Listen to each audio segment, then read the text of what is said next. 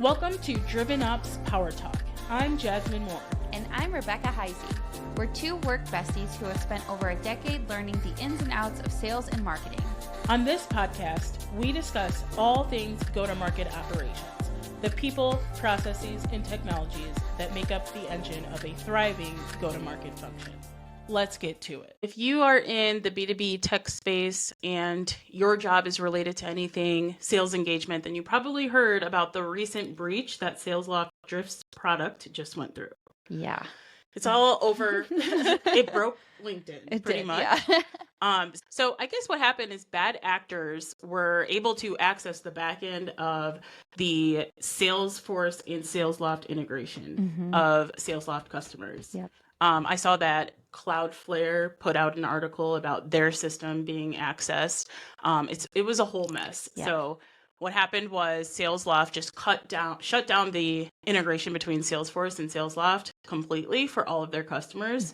To this day, it's still shut down. We did get a notice that it would be back soon, but it has a lot of downstream effects. And so today we're going to talk about what that means and what you can do as an admin, what companies should do as best practice, in our opinion, as admins in these roles. And this is like inevitable, unfortunately. I mean, with all the AI and the hacking that we know is going on, at some point, companies may have something like this occur, which is very unfortunate and not something anybody wants to imagine. But these will be really good ideas to keep in mind in case you can try to prevent it. And for the unfortunate incident of it happening, you can maybe try to like get in front of it as quickly as possible. Yeah. So I guess it was Drift that got access, right? Yeah. But Drift is like a subset of SalesLoft. Yeah. SalesLoft as a whole cut down their integration to Salesforce. Yeah, exactly. So, SalesLoft and Drift merged, probably over a year ago now. And it seems like from what we've been told through SalesLoft that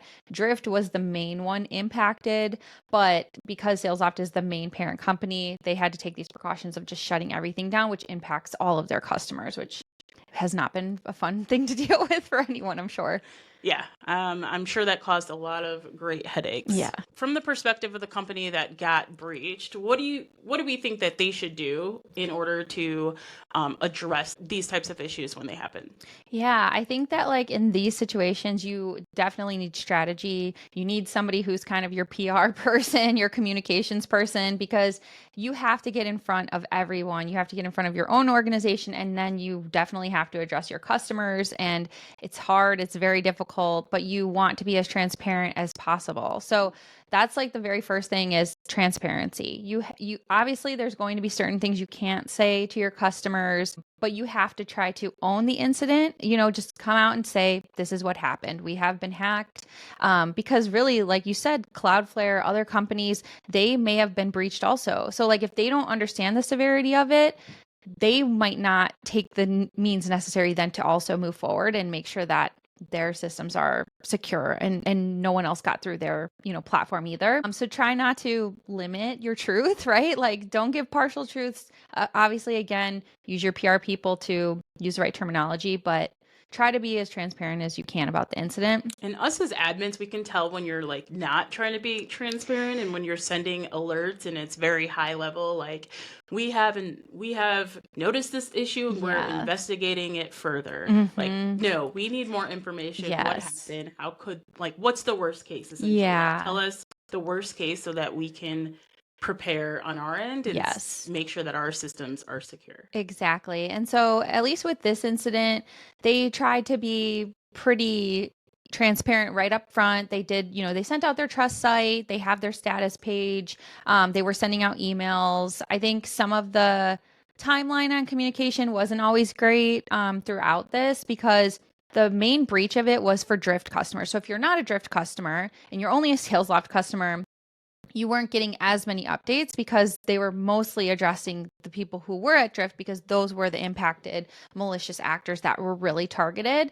But again, they did at least give communication and they were updating almost daily. They're, so at least they were trying to stay ahead of that with the timeline. And like you said a little while ago, we are starting to still get updates that like hopefully things will be back up soon, but we don't know what the ramifications are still going to be after they're connected. And so like you said a little while ago, like you definitely need to set expectations. So maybe at the onset, like you don't know how bad it is from the perspective of SalesLoft, right? Like you're like, I think this has happened, but maybe we don't have enough data yet to full blown say that we have totally been hacked.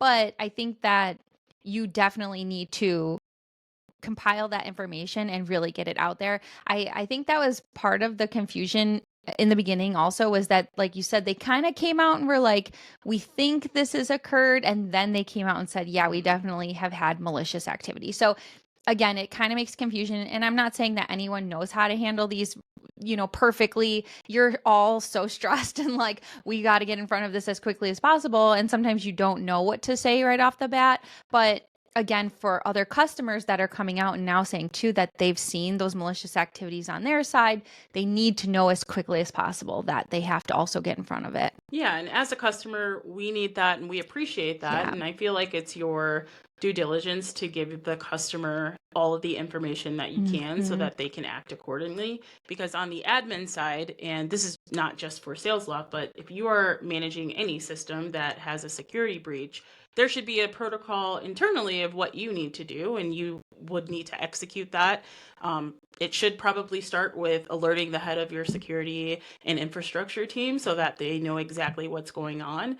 And they're going to ask you questions. So it's important that the vendor gives you all the information, because this is what the security team needs so that they can then handle your systems accordingly. Yes. Then I would alert your direct manager to just make sure that, hey, I'm aware of this. I let the people know, the security team know, and then make sure your users know as well, because the last thing we need as admins is a bunch of users in the dark about what's happening, and we have systems and integrations and disconnected, and that's a mess. We don't want any of that. Yeah. And especially with this whole situation is that they disconnected Salesforce. And so, I mean, I think majority of people use Salesforce as their CRM. So any customers of theirs who weren't using Salesforce might honestly not be impacted. If they're not Drift customers and they're using a completely different CRM, they might have just been able to continue business as usual, and lucky for them, because it's been a massive pain for anybody who is a Salesforce customer. But that is like the biggest thing, is that getting in front of your reps also internally is huge, especially depending on how large your team is, because you have to tell them how it's going to impact their day-to-day work process. And then, like you said, as an admin, how does that also impact you? Because now you don't have that integration connected. So what are the next steps internally? It's a mess, but you've got to try to just get in front of it, document it, and keep people moving. Yeah, and keep people informed, and think about the downstream processes that this is going to affect. Yeah. So SalesLoft not having an integration active with Salesforce really affects those users, because one, all of their linked activities is not going to be in Salesforce. So if you have a leadership team that looks at dashboards of rep activity in Salesforce, you have to let them know that our data will be missing. I don't know how long it will be, unfortunately, but just let them know so that they're not surprised when they see that the activity goes to zero. Yeah, exactly. And like, you also don't want your reps to get in trouble, because now their data isn't syncing over to those dashboards, and their managers are looking at KPIs and they're like, oh my gosh, their numbers are completely different. So everybody has to be very well informed about it. And even if you don't have much of an update, I'm of the, mindset that like, even if you just give a daily update of like, hey, we don't know anything else yet, but we are still disconnected at the moment, we're still working on it, that it just at least level sets people's mindset. And so it really does help at least mitigate those constant, messages from people going, any update. Yeah. So try that too if you're at just like the end of your rope and you're like, I just need everyone to know we are still trying to get information. We're just not there yet. And from personal experience, this is a time where having a solid process really pays you, because your reps probably have a process of getting their data from maybe a list view into SalesLoft. And if they're all on one process, then you can easily say, hey, you're not going to do this anymore. When you need new leads into SalesLoft, do X, Y, Z. Yep. And it's just better to communicate a whole new process that that replaces one single process. So next type of thing that should really be focused on when something like this is also preventions and then lessons learned after the fact, right? So no one ever wants to go through this. And I'm sure SalesLoft is, just like having a really hard time right now. But this is just a really important thing for other companies to also focus on, which is like strong multi-factor authentication policies, having a password manager and like replacing your passwords on a regular basis, and then just user education in general. I think that that's a big misconception. Like most people who are in like a tech role, like an IT role or like an admin role where you manage these types of systems, you kind of understand the security, necessities behind these tools, but like a sales rep's not going to understand that. They don't really, they're just like, I want my password to be as easy as possible so I can just get online and just do my thing. But they don't realize like, it's like your password that could get hacked and like get into everything else, and that's where it could get screwed up. So stop making me reset my password every 90 days. And like it can be an annoyance. The multi-factor authentication, the password requirements. It could be annoying, but it's worth it. Yeah, definitely. Especially when you're in this kind of situation. You don't want to like have to go, we should have done that, So those are really important things. Other things are zero trust architecture. So always kind of just like assuming this could happen. So we have to make sure that we are always trying to prevent it from happening, even if it has never happened to you. So things like that could be continuous verification. So just always validating identity and context. So I mean, most bigger companies, I think, have things like this in place. Again, it's the multi-factor authentication. Like you usually have like a Google Authenticator or an Okta Authenticator or whatever it is that you have to enter in like a 6-digit code, or, you get codes sent to your phone, you get codes sent to your emails, whatever it is, to verify that like your email that's logging in is going to the person who has access to the email or to the phone or whatever it is. So those are types of things that definitely should be used. You want to have a minimum level of access needed per like role-based access, essentially, right? So like admins who are verified admins will only have access to all the items, IT, security, things like that. A rep doesn't need access to your backend sync connections and things like that either. So you want to have like privileged access for who needs it. And you want to also make sure that you're like going through those access permissions and making sure people don't accidentally have things they don't need. This is a good reminder to check back in and make sure that your access and permissions are set up properly. We don't need 100 admins. Everyone shouldn't be an admin. And I know that a lot of times it's just easier to open up access so that you're not dealing with people complaining about not having access to certain records, but you have to stay strong and enforce this. And this is something that will not be hard to get buy-in from a leadership perspective. If you're saying, hey, I need to implement this multi-factor authentication, these password restrictions, this user level, because XYZ can happen. We can get a security breach, we can get hacked, and then all of our data is accessible to bad actors. Yeah. If you're in leadership, you're like, okay, I don't want that to happen. Like, let's do what we can. Exactly. And your legal team is probably like, yes, let's please do this and get it. Let's look at these other case studies of things that have happened in the past, and like, let's use that as a learning curve, and let's make sure that we don't do what they did early on, right? So that's another thing. Like you have multiple people within your company who want to make sure you have the best processes in place, and it might take time to get yourself there. And it doesn't always mean it's completely foolproof, right? You could have some of the best setup possible, and we just have very talented people out there who are still able to get around it. But if you do have those things in place, it might still lessen the impact, even if they are able to get in. So you want to definitely always assume that a breach can happen.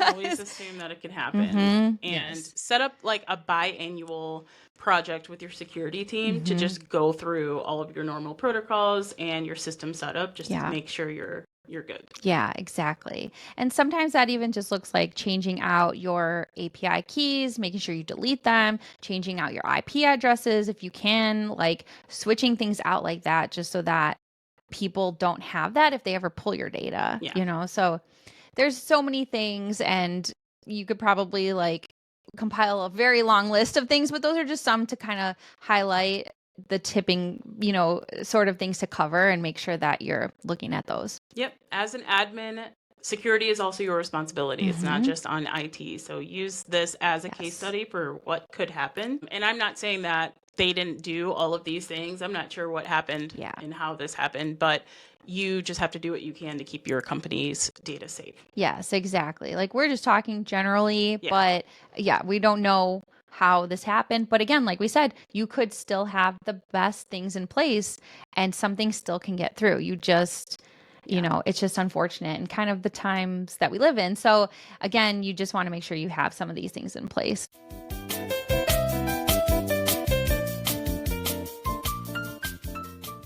Let's get into coffee talk. All right, coffee talk. All right, what are we talking about today?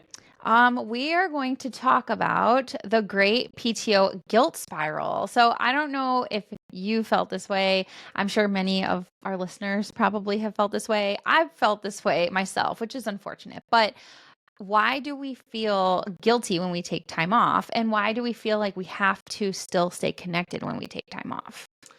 I wish I knew, because I have been there where I just don't take a extended vacation. Yeah. I can probably count on one hand, and this is embarrassing, how many vacations I've taken that had 4 consecutive days in them. Yeah. It's just, I feel anxiety and guilt for being away from the team. Yeah. And I think a lot of that comes from being on small teams. Yeah. If you're on a large team where you can have someone just step into your place, it's easier to feel like, okay, everything's handled. But a lot I don't of us feel like that. And I feel like that. No, I do not feel like that. And I have a pretty large team. But I feel like I still sometimes am like constantly checking and just making sure that things are okay. Or even when I do try to step away, I feel like I'm still getting messages from people like asking things, or people still Slack stuff too. Like, so even when you have your like out of office on Slack, like I really have tried, I think I've mentioned this before, like when we've talked about other Slack types of, you know, things, but when I see somebody has like an emoji, like out of office or on vacation, I try to schedule the send for when they come. If I can see what day they're coming back. If it's like, oh, I'm coming back on the 9th, I'll be like, I'm going to send this like on the 11th or something. Give them a day to like catch up or whatever. And then, you know, this can be followed up after the fact. But you're the best type of coworker. I try to do it because I'm like, I just don't, I feel so bad when somebody literally messages me back and I'm like, well, you didn't have to respond to me. Yeah.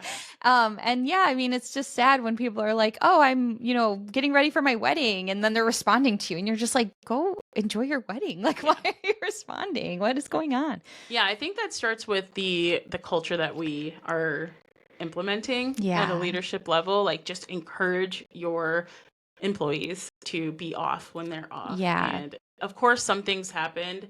And I think if it's an emergency, text me.